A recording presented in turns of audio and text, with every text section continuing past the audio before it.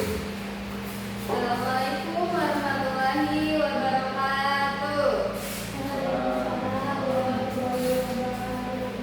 Alhamdulillah, hari ini kita bisa bertemu kembali dalam pembelajaran kita.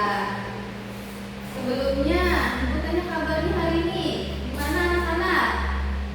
Sehat, baik? Alhamdulillah baik ya. Nah, hari ini ada nggak teman-teman yang nggak turun? Ada yang nggak hadir? Siapa itu? Juli. Kenapa dia nggak turun? Memang tidak ada kejelasan ya. Berarti kita yang ada aja. Nah, sebelumnya anak-anak sudah tahu belum apa itu sholat jamaah? Belum ada ya. Nah, di pertemuan kali ini kita akan belajar tentang sholat jamaah. Nah, pertama-tama dari pengertian sholat jamaah, yaitu sholat jamaah adalah menggabungkan dua waktu sholat menjadi satu waktu pelaksanaan. Nah, di dalam sholat jamaah itu seperti sholat, tapi sholat ini tidak seperti yang biasanya kita laksanakan seperti 5 waktu. Kalau kita 5 waktu itu kan ada, misalnya sudah masuk waktunya seperti zuhur, kita langsung laksanakan sholat zuhur. Nah, tapi kalau di sholat jamaah namanya juga dijamak karena lagi dalam, misalnya kita dalam perjalanan. Dalam perjalanan kita tidak menemukan masjid, atau kita susah seperti ini, ke depannya nggak ada masjid nih, di depan sana nggak ada masjid. Lalu kita melaksanakan sholat, yaitu sholat jamaah. Nah, sholat jamaah itu seperti menggabungkan antara sholat, misalnya sholat zuhur dan asar. Nah, kalau misalnya kita melaksanakan sholat di waktu zuhur, itu dinamakan sholat jamaah takdim. Nah, nanti kita ada penjelasannya setelah itu. Nah, selanjutnya sholat yang dapat jamaah adalah sholat zuhur dengan asar. Nah, berarti kalau sholat jamaah ini batasnya tidak boleh jauh dari batasan waktu awal sholat. Seperti zuhur tidak bisa dilaksanakan di waktu maghrib karena harus mendekati dengan waktu yang dekat dengan zuhur. Apa waktu yang lebih dekat dengan zuhur? Atau waktu yang lebih dekat dengan zuhur? Waktu apa? Waktu asar. Nah, jadi misalnya kita dalam perjalanan, ternyata kita berangkat sebelum zuhur, lalu kita istirahat ternyata sudah di waktu asar. Nah, kalau bisa kita waktu asar itu baru kita sholat, itu bisa dijamak, yaitu menggabungkan sholat zuhur dan sholat asar di akhir waktu. Akhir waktu apa namanya? Jamak takhir kalau di akhir waktu. Nah, lalu selain zuhur dengan asar, ada waktu maghrib dan isya. Sholat maghrib dan isya itu bisa dijamak. Misalnya nih, kita waktu berangkat sebelum maghrib, sore gitu. Ternyata kita bisa menemukan maghrib ini waktu maghrib, dan waktu maghrib itu tidak bisa kita tentukan. Misalnya di sana kita apakah ketemu dengan maghrib, ketemu dengan maghrib lagi di depan sana di dalam perjalanan tadi. Lalu kita melaksanakan sholat maghrib itu di awal aja, di awal waktu, yaitu waktu maghrib. Jadi kita di waktu maghrib itu melaksanakan sholat isya sekalian. Dan kalau misalnya dilaksanakan di waktu maghrib, itu dinamakan jamak takdim. Nah, jamak takdim. Selanjutnya, penggabungan ini dilakukan untuk memberikan kemudahan bagi umat muslim dalam kondisi tertentu.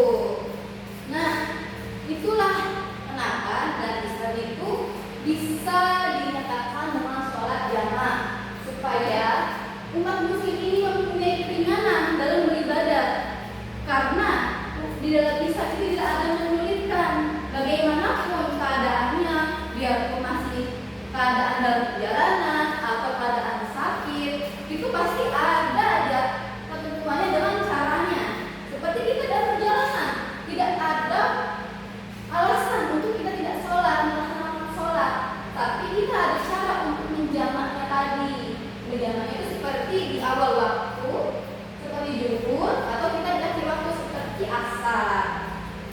Nah, dari pengertian kita lanjut ke syarat-syarat sholat jamaah. Sholat jamaah dilakukan pada waktu sholat yang berdekatan zuhur ke asar atau maghrib ke isya. Nah, sama penjelasan tadi.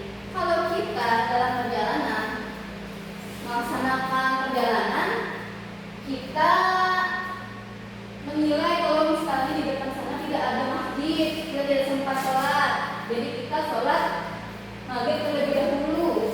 Dan ketika sholat maghrib,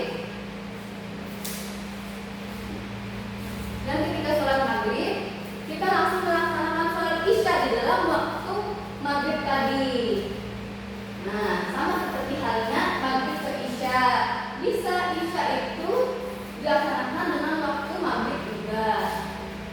Nah, yang kedua, ada uzur syar'i yang membolehkan seperti musafir atau hujan lebat. Sebelumnya sudah tahu belum kalian musafir itu seperti apa? Musafir.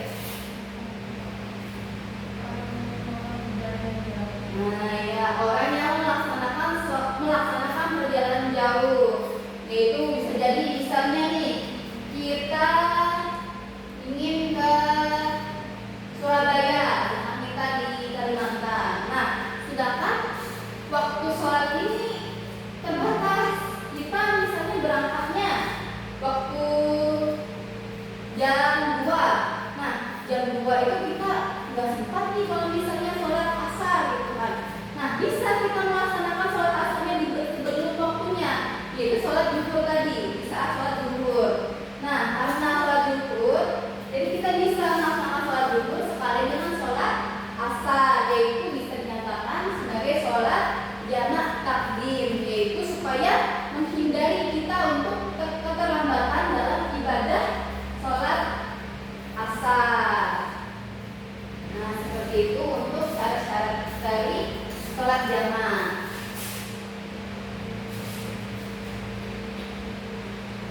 Selanjutnya, dasar hukum sholat jamaah. Bisa dibacakan oleh Nurani alasan diperbolehkannya? Bagaimana Bu? Lebih lega. Dasar untuk sholat jamaah. Alasan diperbolehkan kondisi darurat kesulitan. Kata dulu seperti darurat. Nah, yang pertama, kondisi darurat atau kesulitan. Nah, di saat kita dalam kondisi darurat, itu bisa kita melaksanakan sholat jamaah. Misalnya nih, kita dalam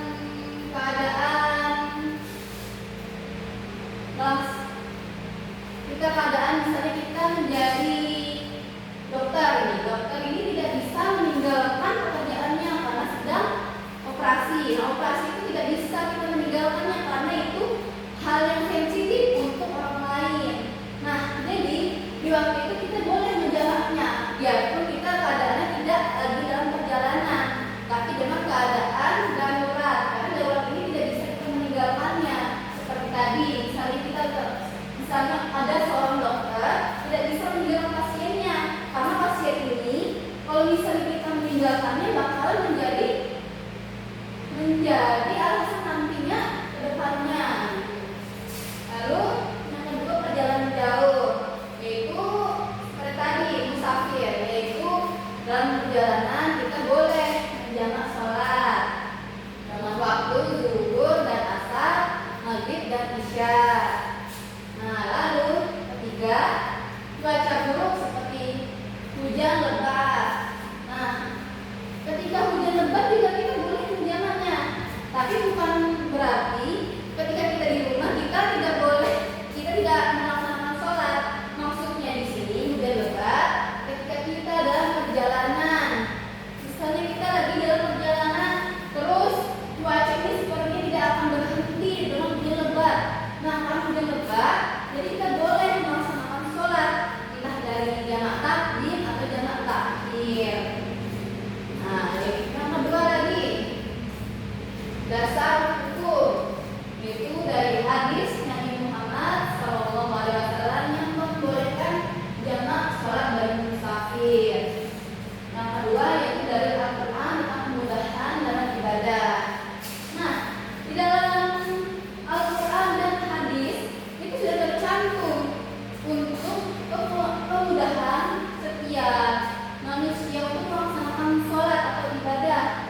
ada kekecualian dalam melaksanakan ibadah.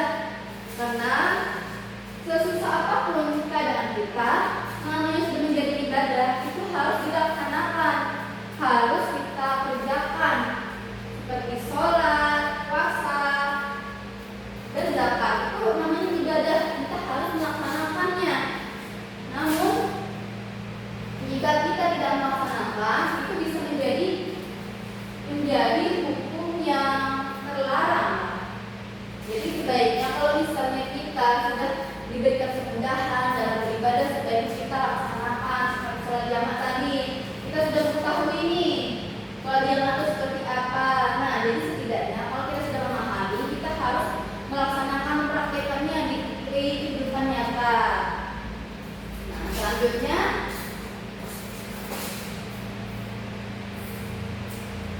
tata cara pelaksanaan sholat jamaah. Bisa dibacakan Siti Rahma untuk poin pertama. Yang pertama, melakukan niat sholat jamaah atau jamaah takbir atau jamaah takbir. Jamaah takbir. Nah, di dalam sholat itu juga terdapat niatnya. Niatnya untuk melaksanakan sholat jamaah, yaitu jamaah takbir dan jamaah takbir. Jika kita melaksanakan sholat zuhur di waktu zuhur dan misalnya waktu zuhur dan asar, nah kita melaksanakan di waktu zuhur itu dinamakan jamaah takdim, dan itu memiliki niat. Niat ini tidak perlu kita ucapkan dengan bahasa yang memang ketentuannya dari hukum-hukum, tapi kita bisa berniat dengan ucapan kita sendiri. Misalnya kita berniat untuk melaksanakan sholat jamaah di awal waktu, yaitu jamaah takdim, itu bisa dipastikan bahwa kalau niat itu sudah akan tercatat niat pahalanya. Lalu juga jamaah takhir. Jamaah takhir tadi itu semisal kita melaksanakan sholat zuhur dan asar di waktu asar. Sama halnya jika tidak perlu membacakan niat dengan bahasa yang mungkin susah kita ingat, tapi kita sudah berniat dalam hati kita untuk melaksanakan sholat jamaah tadi. Dan ketika kita sudah berniat untuk melaksanakan sholat jamaah, insya Allah sholat yang kita kerjakan itu akan diterima. Lalu yang kedua bisa dibacakan oleh yang berani.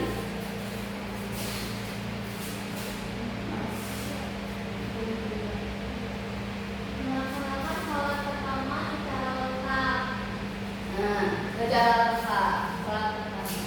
Nah, kalau poin kedua itu seperti halnya kita sholat zuhur. Sholat zuhur itu seperti kita sholat pada umumnya. Misalnya kita sholat zuhur, itu seperti juga tetap dilaksanakan dengan 4 rakaat.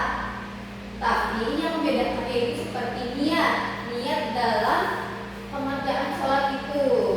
Karena kita tadi berniat untuk menjamak sholat di waktu jamaah takdim, yaitu kita memiliki perbedaan. Kalau misalnya kita sholat di waktu pada umumnya, kita berniat seperti biasanya dengan niat untuk sholat fardu di waktu yang sudah ditentukan. Dan yang kedua, kita harus menjamaknya tapi dengan cara yang sudah tertata. Lalu poin ketiga dilanjutkan dengan sholat kedua setelah salam sholat pertama. Nah, ketika kita sudah melaksanakan sholat pertama, itu tidak boleh kita melakukan aktivitas yang lain. Seperti misalnya kita sudah melaksanakan sholat zuhur, itu waktunya jamaah, tapi karena kita misalnya ada kegiatan yang lain, aktivitas yang lain, kita mengutamakan itu. Misal kita main HP atau kita berbicara dengan teman di sebelahnya, itu tidak bisa seperti itu. Kalau misalnya kita berniat untuk sholat jamaah, kita harus langsung melaksanakan sholat kedua.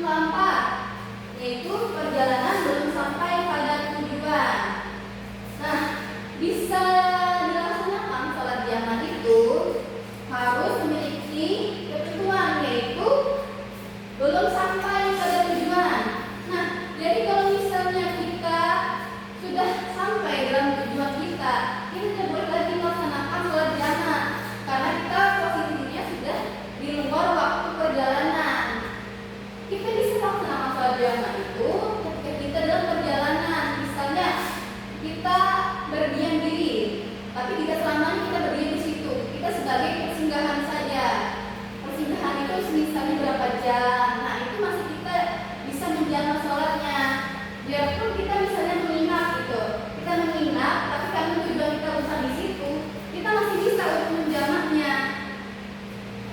entah dari jamak takdim atau jamak takhir.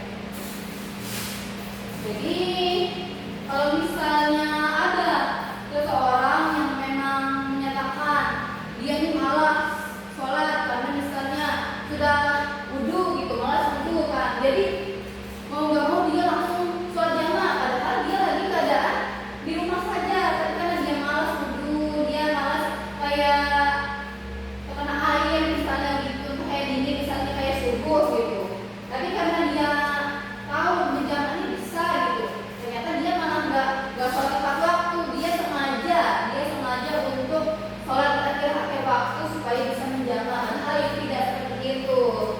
Jika seorang belum sampai pada tujuannya, dia boleh untuk menjamaknya. Tapi kalau misalnya orang itu sudah sampai dengan tujuan, itu tidak ada lagi niat untuk menjamak sholat.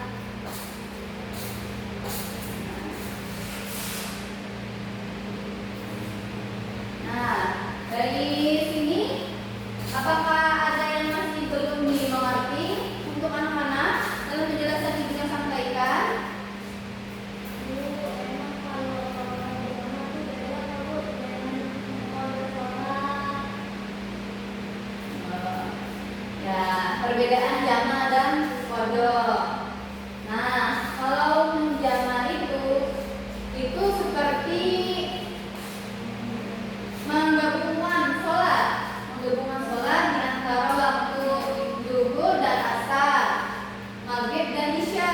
Nah, kalau jamaah ini sama halnya dengan kodok, yaitu menggabungkan, kecuali dengan istilah qasar. Kalau qasar itu baru meningkat. Kalau kodok itu sama juga halnya, bisa dilaksanakan dengan waktu yang tidak ditentukan.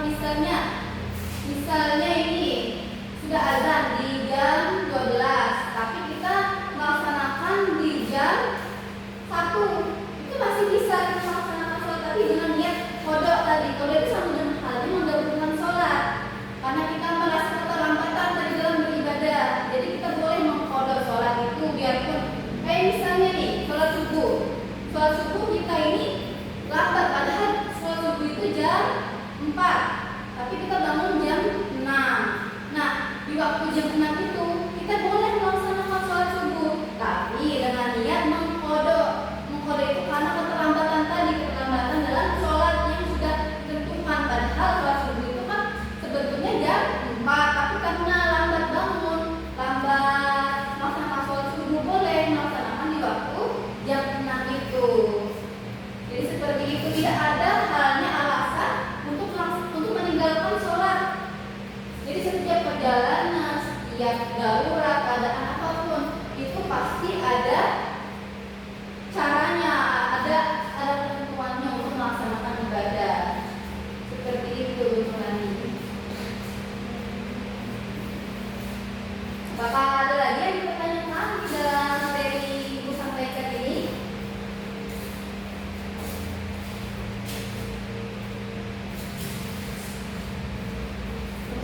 Apakah ada? Oke, berarti di pertemuan pertama ini anak-anak sudah bisa memahami apa tadi tentang sholat jamaah takdim dan jamaah takhir. Semoga